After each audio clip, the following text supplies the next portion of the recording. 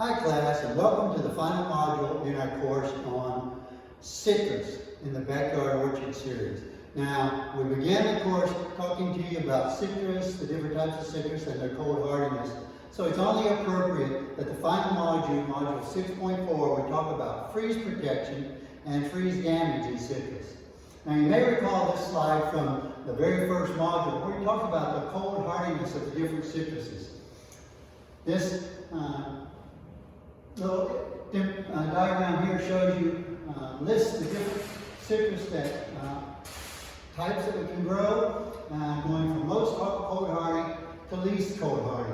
And over here we talk about the different hardiness on it. Go back to module 1, we talk a lot about it there. But it's also important to remember that as we're talking about freeze protection and freeze damage, that the fruits on the citrus tree themselves, all citrus fruit, will be damaged by temperatures that drop in the 26 to 28 degree range for any length of time. If it's that cold for several hours, it doesn't matter how hardy the tree is, the fruit will be damaged.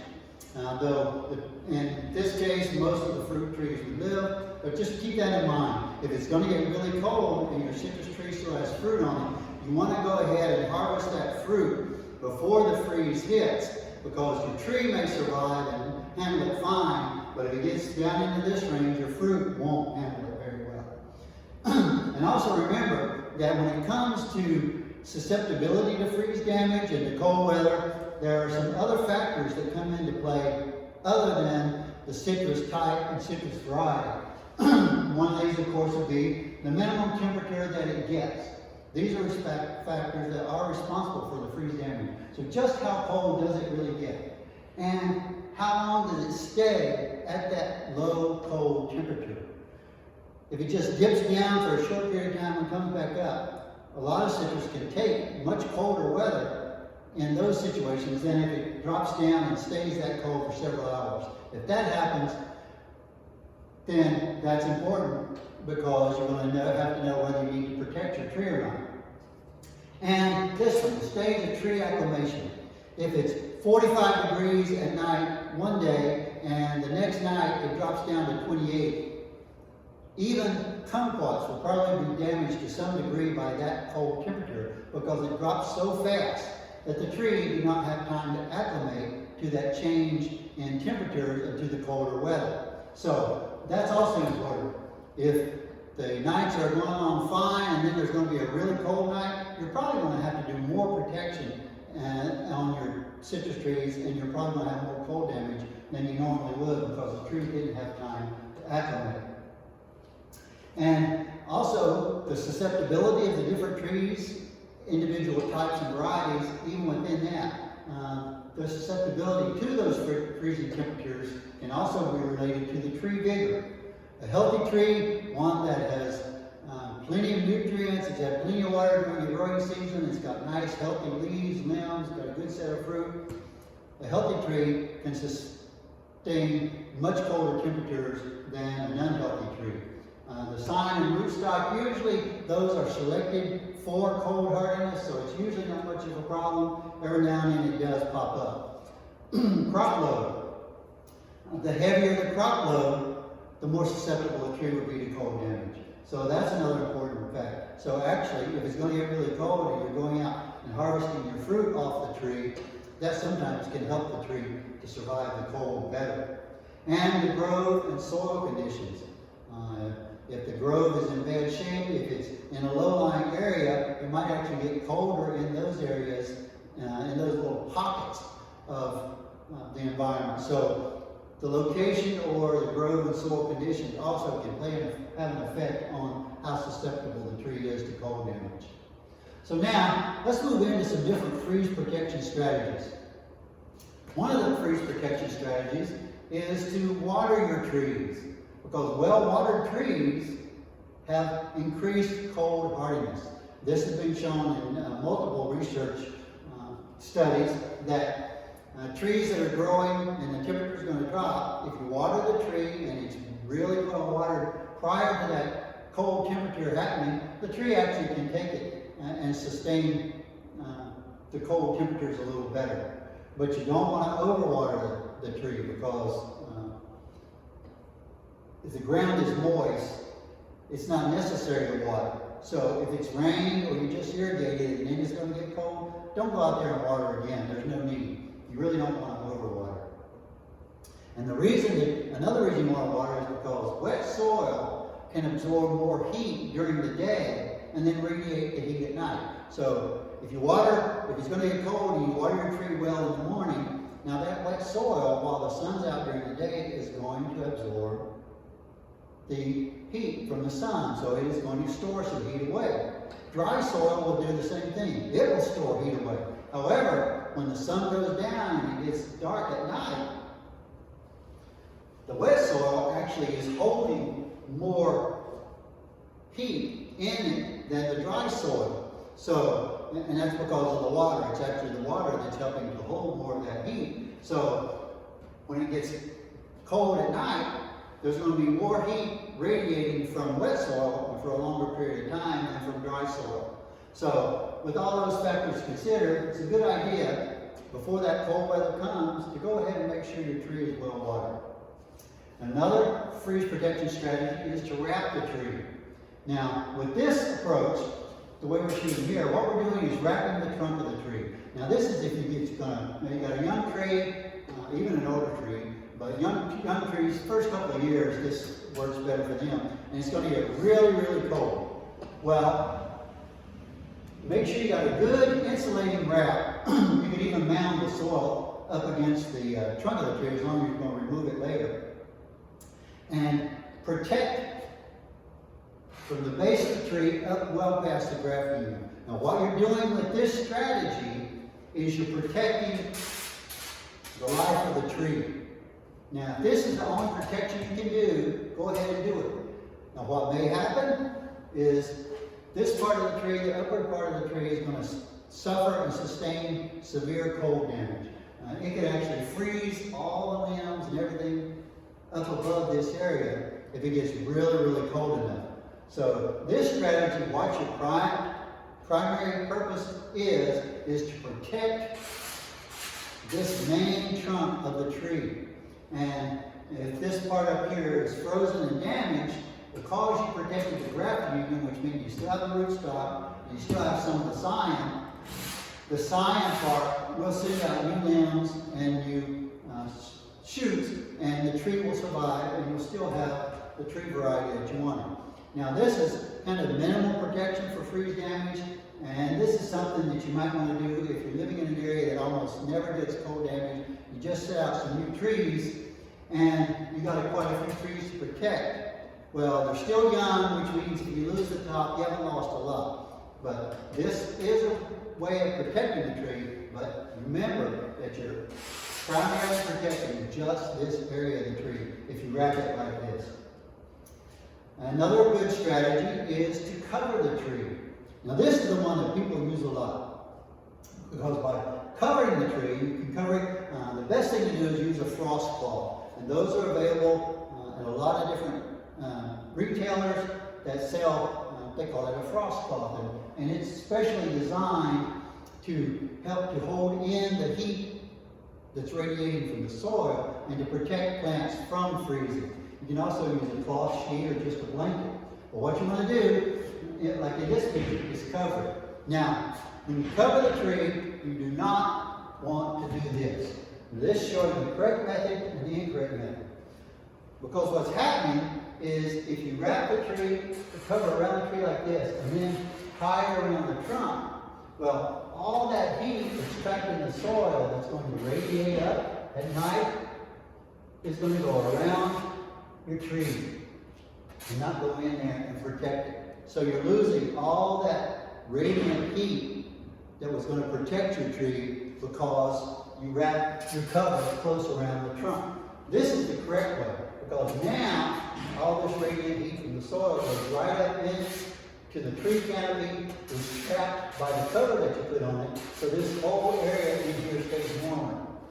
If you wrap it like this area does not stay warmer.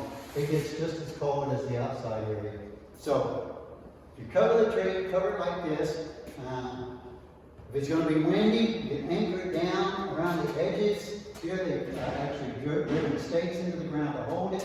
That's a really good way to hold that cover down to keep the wind from blowing and moving it around. But do not do this. And another way you can do is to build a frame. Now, in this case, they have quite a small tree, and there's some stakes in the ground here. They put a round piece of plywood on top here, but the tree is completely under them. Now they can throw the cover over the tree.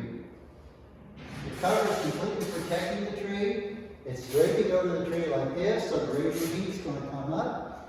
And the weight of this sheet, in this case, does not weigh down on those young developing limbs, because if it's a heavy cover that you throw on it, it can actually break some limbs. So building a frame is another one. One thing you want to remember is, remember to remove the cover when the sun comes up the next day. As it starts to warm up, if you leave that cover on, the temperature under here is like in a greenhouse. The temperature is going to rise much more than the outside temperature.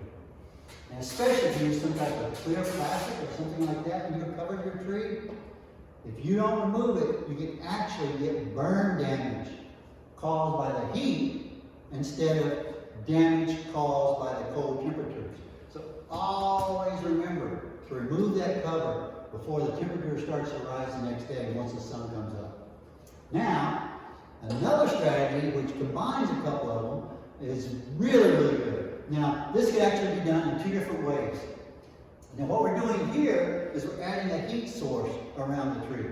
Now, if you just wrap the tree with strands of incandescent lights, like we have here, make sure you use incandescent lights, not LED. The lights have to be giving off some type of heat. So, we'll say it here, we'll say it again. Do not use LED lights to protect your tree. Now, in this case, it's a young tree. They've wrapped these lights, this string of lights, all around the trunk, going out on the different limbs. Now, everywhere there's a little light, heat is being given off. So what they created here is a little microclimate around the limbs, the trunk, and the leaves of their citrus tree. And so it's actually warmer in this little microclimate than it is out there outside that climate. So you can actually raise the temperature around this part of the tree several degrees just by wrapping it with those incandescent lights. Even better than that is to wrap the tree, and here's another one showing the tree wrapped. And then here they have a cover, which they're going to put over the tree. So now, what you're doing is, you're putting a little light source on the tree, and then you're covering it to help to trap that light that's given off, that heat that's given off by these little lights. So you can raise the temperature inside this cover by 5, 6, 7 degrees by using these little lights and covering the tree. So you can really do a good level of protection, freeze protection for your little citrus trees by doing both lights and a cover. But remember, no LED lights. Now, for these purposes, always try to use lights that are rated for outdoor use and outdoor use extension cords, because you don't want any problems with electricity, possible fires or anything. If you don't have the right equipment and you've got a cover that's flammable, you could actually set it on fire. So always remember to use outdoor rated materials. Do not use LED lights, and combining lights with a cover is one of the most effective ways of protecting your tree from cold damage. Now, what about freeze damage? What is it? What's it look like? Well, the freeze damage is actually caused by ice accumulation within the cells of the plant, which ruptures the cell membrane. And so, if that happens in, say, in this leaf area, you can see all these cells ruptured and their contents are leaking out. So it makes a water-soaked lesion look on the leaves. Now these leaves suffer freeze damage. This water-soaked area that you see here are where the cells were actually ruptured by ice crystals forming within the cells. And so, water-soaked areas, freeze damage. And new succulent growth. That new growth that's just coming out, maybe it's a late spring freeze. With new succulent growth, when it freezes, it's going to turn a blackish color. And when you first go out, it may just look limp and wilted. But as it warms up, it starts to turn black as it thaws out. So this is what new growth that is frozen looks like. It's black more than brown.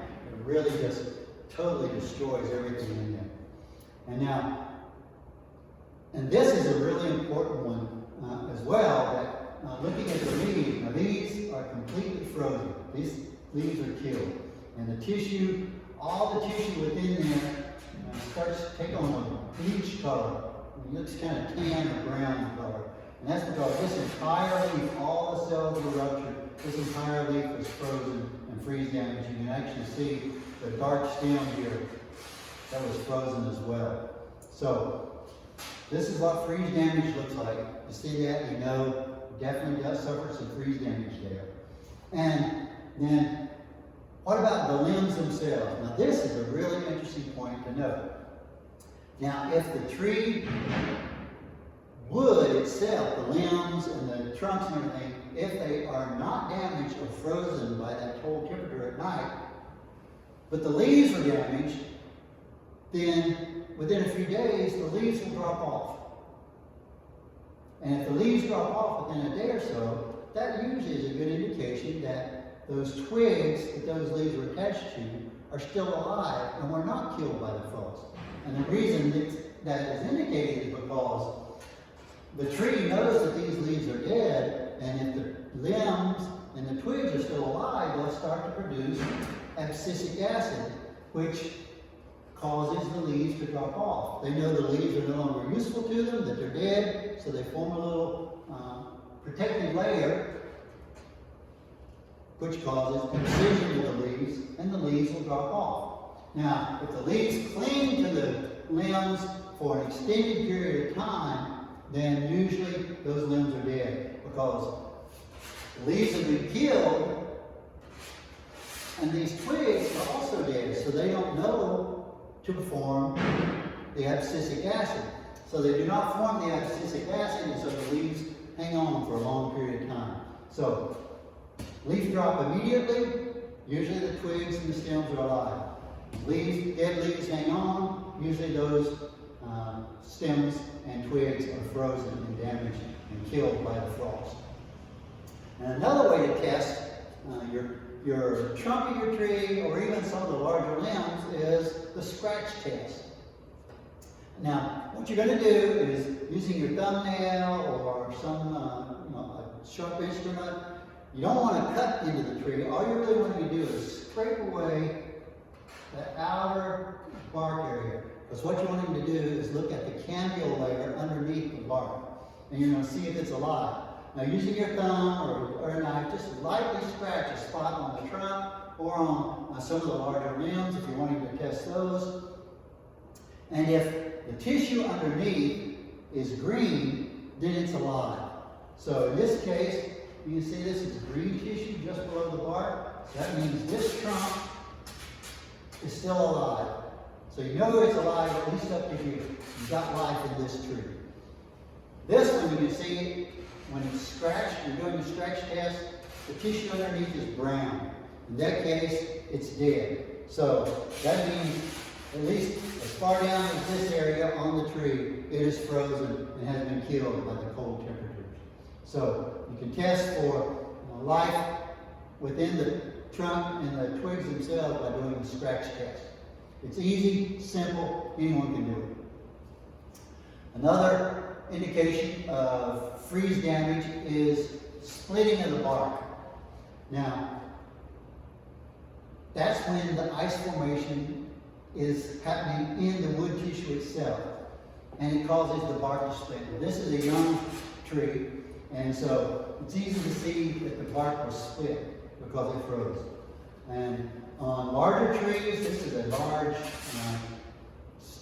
trunk on a tree, and you see this is a huge split. This was also caused by freeze damage. Now, a lot of the tree is still alive in this case, but it was cold enough that it caused damage internally and split the bark.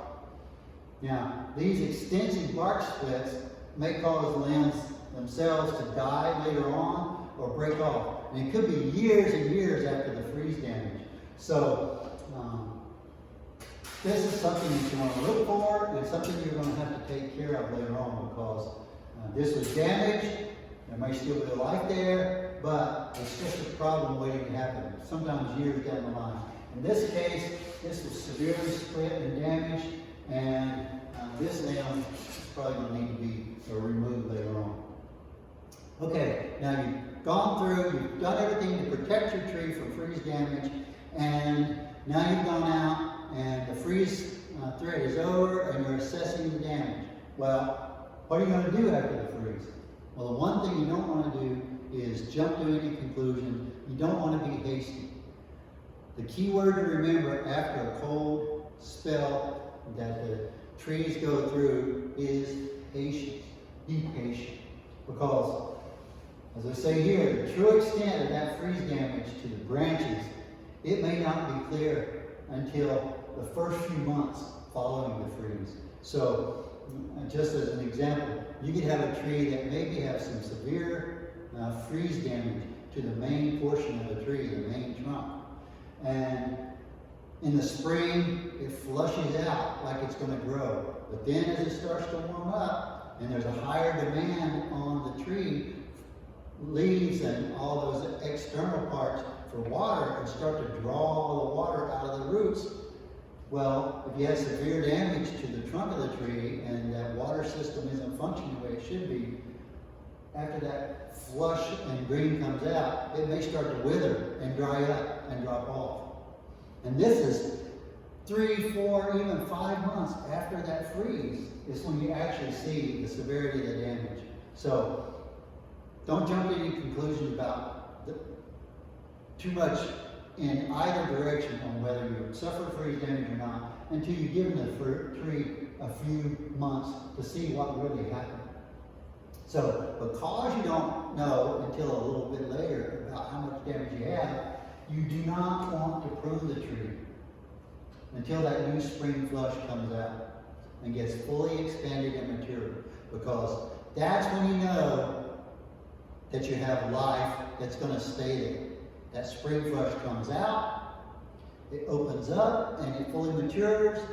That is a good indication that you've got a strong tree that survived the freeze. If that doesn't happen, then at that point you can say, okay, my tree was severely damaged by the cold weather. And so because you want to have patience, you want to wait to see how much damage there was before you prune. So pruning should be done later in the spring after a cold freeze. Later in the spring and during the summer. Usually pruning occurs earlier in the year, but in this case, you want to wait and just see how much pruning you're going to have to do. Because one thing, you don't want to be pruning off living tissue of your tree that survived the freeze, and you also don't want to prune off what you think is damaged and then come back and see that you had more damage, because now that's just extra work, double work that you really don't want to do. And in early spring, those freeze damaged trees will often produce new growth, but it soon dies back. So you want to give it sufficient time for that dying back to cease, to know where the new healthy growth is, and let it take place and fully expand, and then you know what part of your tree is still healthy, still alive, and undamaged by the freeze. So now it's into the spring a little bit, and so you're going to go in and prune out the damaged tissue. And one thing you want to do, we talked about this in pruning. You can go back and watch the pruning module, but you want to do your pruning cuts just past where the dead tissue is and in it to the living wood. Where possible, make those prunes at crotches, and remember, never leave a stub or uneven surfaces. Go back to the pruning module. Stubs are just an invitation to insects and disease. So prune into the living wood, prune near a bud as much as possible, and then the tree can fully recover and heal that pruning cut. Also after a heavy frost or heavy freeze, until you know the extent of the damage, you do not want to fertilize. After the freeze damage, if you have to prune your tree severely to get rid of freeze damaged tissue, well, if you have a 4-year-old tree, a 5-year-old tree, and you're looking at the fertilization chart that we gave you earlier, well, a 5-year-old tree, you may be thinking, okay, pound or pound and a half of fertilizer is what I want to use. But if you had to severely prune that tree and take off perhaps a year or 2 years' worth of growth that was damaged, well, now you really should be fertilizing what would be considered maybe a 3-year-old tree. So until the tree is fully recovered, usually takes at least a year, maybe 2, and got back to full growth and full vigor, you want to cut back on the fertilization. Don't strictly follow the table based on your age anymore. Assess the size of the tree, how vigorously it's growing, and then go ahead and do the fertilization. So, we come to the end of the class. We took you from types of citrus and available citrus varieties, how to plant a citrus tree, what you need to do each year to maintain it, gave you some idea of the different insects and diseases you might run into, maybe mite problems, a few of the abiotic disorders, and how to protect your tree from cold damage. So now we hope you're fully equipped, ready to go out, plant a citrus tree, start your own orchard with a few citrus trees in it. Remember to check out all the additional resources that we provide for you. There's a lot of good information there. If you have questions, you might find the answer there. If not, go on the Facebook page that is set up for this course. Ask your question, and one of us, or maybe even some of the other students will know the answer. But you can get your answer. So, happy growing.